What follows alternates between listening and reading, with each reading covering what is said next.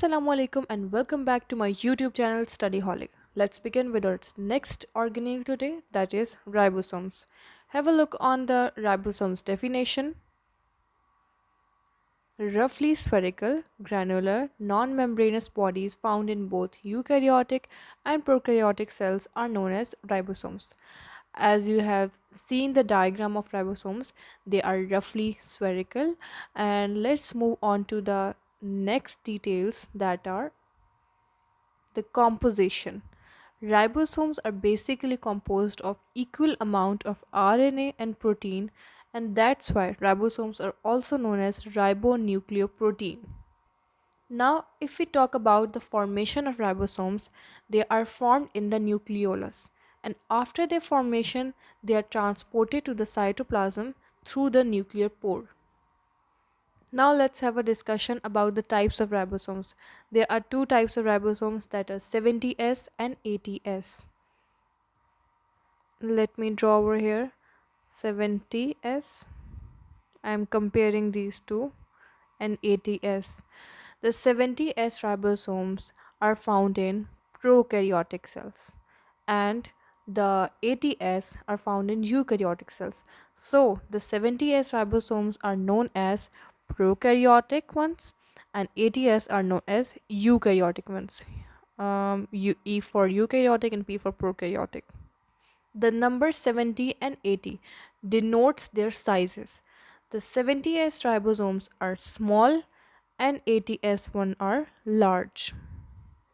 Now, if we talk about the location of ribosomes in the cytoplasm, in the cells, eukaryotic and prokaryotic cells, so the 70S ribosomes are found in matrix of mitochondria and stroma of chloroplasts, whereas the 80S ribosomes are found attached with a rough endoplasmic reticulum, or they are freely dispersed in the cytoplasm.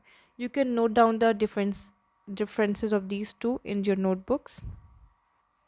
Let's have a detailed discussion about the 80S ribosomes, that are the eukaryotic ribosomes. As you can clearly see in the diagram, that the 80S ribosomes has two subunits, that is the 60S, the larger one, and 40S, the smaller one. And these two subunits on attachment led to the formation of 80S ribosomes.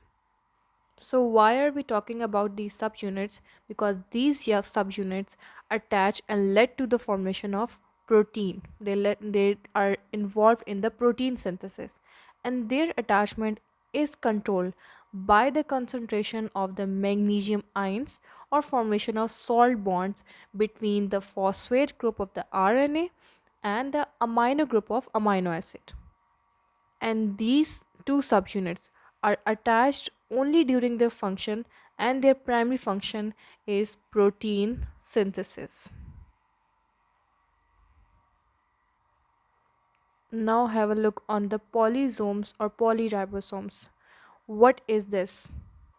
Sometimes during protein synthesis, the ribosomes attached to the messenger RNA, mRNA, which are responsible for the protein synthesis, and these all ribosomes, when get attached to mRNA, they form the polysomes or the polyribosomes. And in this way, several copies of same polypeptides can be produced in very less time. So that was all about the ribosomes. I have collected all the important points from the book, and have also attached the pictures from book so that you can get the concept clearly. Now let's move on to the brainstorming session, or favorite session. Mine at least. Eukaryotic ribosomes are 50S, 70S, 60S, or 80S. So any guesses? You can write the answers in comment section. You can pause the video and can write the answers. So the right answer is 80S. Let's move on to the next question. That is, ribosomes attached to mRNA makes up polysomes, monosomes, peroxisomes, or ribonucleoprotein. So the right answer is polysomes. I hope you got the concept and things were easy for you in this lecture, as I have arranged all them in a form of note. You can uh, write this to yourself in notebooks. This would make you easy in learning. And if you got the concept, don't forget to like and share my video and subscribe to my channel. Thank you.